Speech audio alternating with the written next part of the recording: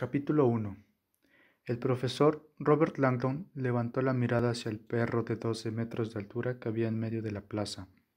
El pelaje del animal estaba formado por un tapiz orgánico de hierba y flores aromáticas. Estoy haciendo un esfuerzo por apreciarte, pensó. De veras. Langdon permaneció un rato examinando la criatura y luego siguió adelante por una pasarela suspendida. Esta desembocaba en una extensa escalinata cuyos desiguales escalones parecían querer impedir que el visitante recién llegado pudiera mantener su ritmo y su zancada habituales. Misión cumplida, decidió, después de casi estar a punto de tropezar en 2 ocasiones. Al llegar al pie de la escalera se detuvo de golpe y se quedó mirando la enorme estatua que tenía delante. Ahora sí que lo he visto todo. Ante sus ojos se elevaba una enorme viuda negra. Sus esbeltas patas de hierro sostenían un cuerpo bulboso que se encontraba a unos 10 metros de altura. Del abdomen del animal colgaba un saco de huevos hecho con una malla metálica y en cuyo interior había unas esferas de cristal. «Se llama mamá», dijo una voz. Langdon bajó la mirada y vio que debajo de la araña había un hombre delgado. Vestía un sherwani brocado de color negro y lucía un cómico bigote con las puntas curvadas a lo Salvador Dalí. «Me llamo Fernando, y estoy aquí para darle la bienvenida al museo», dijo a continuación, y luego examinó la colección de etiquetas identificativas que descansaban en la mesa que tenía delante. «¿Le importaría decirme su nombre, por favor?» «Por supuesto. Robert Langdon». El hombre levantó la vista de golpe.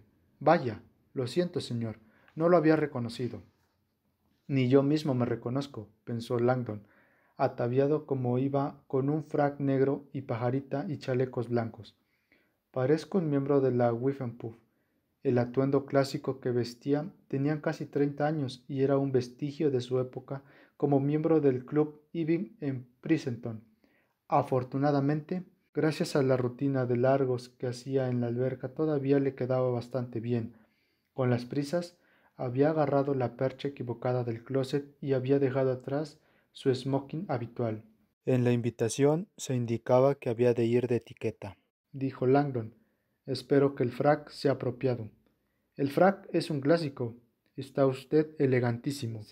El hombre se acercó rápidamente a él y le pegó con cuidado la etiqueta identificativa en la solapa de la chaqueta. «Es un honor conocerlo, señor», añadió el hombre del bigote. «Imagino que no es la primera vez que nos visita, ¿verdad?» Langdon echó un vistazo a las patas de la araña y al reluciente edificio que había detrás. «En realidad, me avergüenza admitir que sí». «No puede ser», dijo el hombre fingiendo asombro. «¿Es que no le gusta el arte moderno?» Langdon siempre había disfrutado del desafío que suponía el arte moderno, especialmente el hecho de intentar averiguar por qué determinadas obras estaban consideradas obras maestras. Las salpicaduras de Pollock, las latas de sopa de Campbell de Warhol, los sencillos rectángulos de color de Rothko. Aún así, se encontraba mucho más cómodo discutiendo sobre el simbolismo religioso de El Bosco o la técnica de Francisco de Goya. «Mis gustos son más bien clásicos», respondió. «Me resulta más accesible Da Vinci que de Kooning». «Pero si Da Vinci y de Kooning son muy parecidos». Langdon sonrió con paciencia. «Entonces está claro que he de aprender un poco más sobre de Kooning». «Pues ha venido usted al lugar adecuado». El hombre hizo un amplio movimiento con el brazo para señalar el edificio. «En este museo encontrará una de las mejores colecciones de arte moderno del mundo. Espero que disfrute». «Y yo», respondió Langdon, «aunque desearía saber por qué estoy aquí». «Usted y todos los demás». El hombre se rió alegremente al tiempo que negaba con la cabeza. «Su anfitrión se ha mostrado muy reservado respecto al propósito del evento. Ni siquiera los empleados del museo sabemos qué va a suceder. El misterio forma parte de la diversión». «No dejan de circular rumores. Dentro hay varios cientos de invitados, entre los cuales muchas caras conocidas, y nadie tiene ni idea de cuál es el programa de la noche». Langdon sonrió. Muy pocos anfitriones tendrían la valentía de enviar en el último momento una invitación en la que solo se podía leer: sábado por la noche, no faltes, confía en mí, y todavía menos serían capaces de persuadir a cientos de personalidades para que lo dejaran todo de lado y volaran al norte de España para asistir al evento. Langdon dejó atrás la araña y siguió delante, con los ojos puestos en la pancarta roja que ondeaba sobre su cabeza. Una velada con Edmund Kirch. Desde luego, a Edmund nunca le ha faltado seguridad en sí mismo, pensó. Unos 20 años atrás, el joven Eddie Kirch había sido uno de los primeros estudiantes de Langdon en la Universidad de Harvard. Por aquel entonces era un greñudo freak de las computadoras, cuyo interés en los códigos lo había llevado a asistir al seminario que el profesor impartía a los estudiantes de primer año. Códigos, claves y el lenguaje de los símbolos. La sofisticación del pensamiento de Kirch lo impresionó muchísimo, y a pesar de que el joven abandonó el polvoriento mundo de la semiótica por las relucientes promesas de la informática, se estableció entre ellos un vínculo que lo había mantenido en contacto durante las 2 décadas que habían transcurrido desde entonces. Ahora el alumno ha superado al profesor, pensó Langdon, por mucho. En la actualidad, Edmund Kirch era un prodigio de renombre mundial. A sus 40 años, este científico informático, futurólogo, inventor y empresario multimillonario había inventado una gran variedad de tecnologías avanzadas que suponían innovaciones trascendentales en campos tan diversos como la robótica, la neurociencia, la inteligencia artificial y la nanotecnología. Sus acertadas predicciones sobre futuros avances científicos habían creado a su alrededor un aura mística. Langdon sospechaba que el escalofriante don de Edmund para la predicción se debía a sus conocimientos asombrosamente amplios sobre el mundo que lo rodeaba. Desde que podía recordar, había sido un insaciable bibliófilo que leía todo aquello que caía en sus manos. La pasión que sentía por los libros y la capacidad que tenía de absorber su contenido sobrepasaba cualquier cosa que el profesor hubiera visto nunca. En los últimos años, Kirch había vivido sobre todo en España, elección que atribuía al encanto del viejo mundo que poseía ese país, así como la atracción que sentía por su arquitectura vanguardista, sus extravagantes bares y su clima perfecto. Una vez al año, cuando regresaba a Cambridge para dar una conferencia del Media Lab del Instituto Tecnológico de Massachusetts, iban a comer juntos a alguno de los lugares de moda en Boston y que Langdon, claro está, desconocía por completo. Sus conversaciones nunca versaban sobre tecnología. Kirch solo quería hablar con él sobre arte. Nuestros encuentros son un vínculo con la cultura, Robert.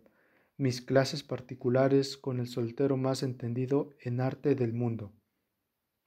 Solía bromear Kirch. La puya sobre el estado civil de Langdon resultaba particularmente irónica, en boca de alguien asimismo soltero que consideraba la monogamia una afrenta a la evolución y que en los últimos años había sido fotografiado con una amplia colección de supermodelos, teniendo en cuenta su reputación de innovador en el mundo de la ciencia informática.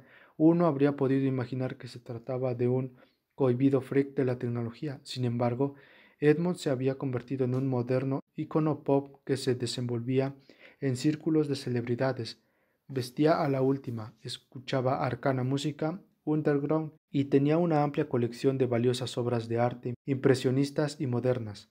A menudo solía escribir correos electrónicos a Langdon pidiéndole consejos sobre las piezas que estaba considerando incluir en su colección, para hacer luego exactamente lo contrario, pensó Langdon. Hace aproximadamente un año lo había sorprendido al dejar a un lado las cuestiones artísticas e interesarse por Dios, un tema extraño para un ateo declarado.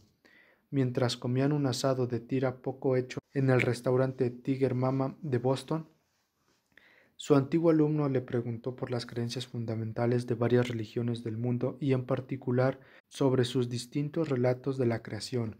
Langdon le resumió los aspectos principales de diferentes creencias del relato del Génesis, que comprendían el judaísmo, el cristianismo y el islam, a los del Bahama hindú, el Marduk babilónico y otros. «Siento curiosidad», preguntó Langdon, cuando salieron del restaurante. «¿Cómo es que un futurólogo como tú está tan interesado en el pasado? ¿Significa esto que nuestro famoso ateo se ha encontrado por fin a Dios?» Edmund soltó una sonora carcajada. «Vas listo. Solo estoy midiendo a la competencia, Robert». Langdon sonrió. Típico. Bueno, la ciencia y la religión no son competidores, sino dos lenguajes que intentan contar la misma historia. En el mundo hay lugar para ambos. Tras ese encuentro, Edmund desapareció durante casi un año hasta que, inesperadamente, 3 días atrás, Langdon recibió un sobre de FedEx con un billete de avión, una reserva de hotel y una nota manuscrita instándolo a asistir al evento de esa noche. En esta se podía leer: «Robert, significaría mucho para mí que tú especialmente pudieras asistir. Los perspicaces comentarios que hiciste durante nuestra última conversación han ayudado a hacer posible el evento de esta noche». Langdon se sintió desconcertado. Nada en esa conversación parecía relevante, ni siquiera remotamente, para un evento organizado por un futurólogo. El sobre de FedEx también incluía una imagen en blanco y negro de dos personas que estaban mirándose cara a cara. Kirch había escrito asimismo un breve texto: «Robert, cuando nos encontremos cara a cara, desvelaré el vacío. Edmund». Langdon sonrió al ver la imagen. Se trataba de una ingeniosa alusión a un episodio en el que se había visto implicado unos años antes. En el espacio que había entre ambas caras podía distinguirse la silueta de un cáliz o grial. Ahora se encontraba a las puertas del museo, impaciente por descubrir qué diantre pensaba anunciar su antiguo alumno. Una ligera brisa agitó los faldones de su chaqueta mientras avanzaba por la explanada del cemento que había entre el edificio y la ribera de la sinuosa ría del Nervión, ataño al alma de una pujante ciudad industrial. El aire olía vagamente a cobre. Al final levantó la mirada y se permitió a sí mismo admirar el enorme y resplandeciente museo. La estructura era imposible de acabar de un simple vistazo. Sus ojos, pues, deambularon de un lado a otro de la estructura de extrañas líneas deformadas. «Este edificio no se limita a romper las reglas», pensó, «las ignora por completo. Es un lugar ideal para Edmund». El Museo Guggenheim de Bilbao daba la impresión de haber salido de una alucinación alienígena. Se trataba de un remolineante collage de combadas formas metálicas que parecían haber sido colocadas unas sobre otras de un modo casi aleatorio. Ese caótico amontonamiento de bloques de formas curvas estaba recubierto por más de 30.000 placas de titanio que resplandecían como las escamas de un pez y proporcionaban a la estructura una apariencia a la vez orgánica y extraterrestre, como si un leviatán futurista hubiera salido del agua para tomar el sol a la orilla del río. Cuando el edificio se inauguró en 1997, la revista The New Yorker aclamó a su arquitecto, Frank Gehry, por haber diseñado un buque de ensueño fantástico hecho de formas ondulantes envueltas en una capa de titanio. Asimismo, muchos otros críticos se deshicieron en elogios. El edificio más importante de nuestra época. Temperamental genialidad. Una asombrosa gesta arquitectónica. Desde la inauguración del museo había sido erigidos en todo el mundo muchos edificios de constructivistas. El Auditorio Walt Disney de Los Ángeles, el BMW World de Múnich o incluso la nueva biblioteca del alma mater de Langdon. Todos se caracterizaban por su radical diseño y su construcción poco convencional, y sin embargo, Langdon dudaba de que ninguno de ellos pudiera compararse con el Guggenheim de Bilbao en cuanto al impacto que causaban. A medida que uno se acercaba al edificio, la fachada parecía metamorfosearse a cada paso, ofreciendo al visitante una nueva personalidad según el ángulo en el que se encontraba. Finalmente, la ilusión más dramática del museo quedó a la vista de Langdon. Por increíble que pudiera parecer desde esa perspectiva, la colosal estructura parecía estar literalmente flotando a la deriva en las aguas de un enorme estanque infinito cuyas olas lamían las paredes exteriores del museo.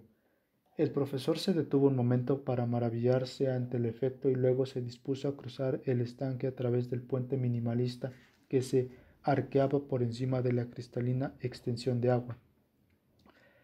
A medio camino, un ruido fuerte y siseante le sobresaltó. Parecía proceder del suelo del puente. Langdon se detuvo de golpe, al tiempo que una neblina se arremolinaba y comenzaba a elevarse alrededor de sus pies. El espeso velo de niebla ascendió y se extendió en dirección al museo, engullendo la base de toda la estructura. La escultura de niebla, pensó. Había leído sobre esa obra de la artista japonesa Fujiko Nakaya. La escultura era revolucionaria porque estaba hecha de aire. Consistía en un muro de niebla que se materializaba cada tanto y luego se disipaba lentamente. Como las brisas y las condiciones atmosféricas nunca eran idénticas de un día para otro, cada vez que aparecía era distinta. El puente dejó de sisear y Langdon contempló cómo el muro de niebla se asentaba sobre el estanque, remolineando y cubriéndolo todo como si tuviera mente propia. El efecto era al mismo tiempo etéreo y desorientador. Todo el museo parecía estar flotando sobre el agua, descansando ingrávidamente sobre una nube cual barco fantasma perdido en el mar. Justo cuando se disponía a seguir adelante, la tranquila superficie del agua se vio sacudida por una serie de pequeñas erupciones. De repente, 5 pilares de fuego salieron disparados del estanque hacia el cielo, retumbando cual cohetes a través del aire neblinoso y proyectando sus relucientes estallidos de luz sobre las placas de titanio del museo. El gusto arquitectónico del propio Langdon tenía más al clasicismo de museos como Louvre o el Prado, y sin embargo, mientras contemplaba la niebla y las llamaradas que había sobre el estanque, fue incapaz de pensar en un lugar más adecuado que ese museo ultramoderno para que un hombre que amaba el arte y la innovación y que tenía una visión tan clara del futuro celebrara un evento.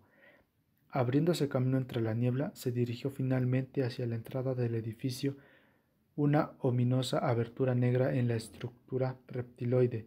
Al acercarse al umbral, no pudo evitar la desasosegante sensación de estar entrando en la boca de un dragón.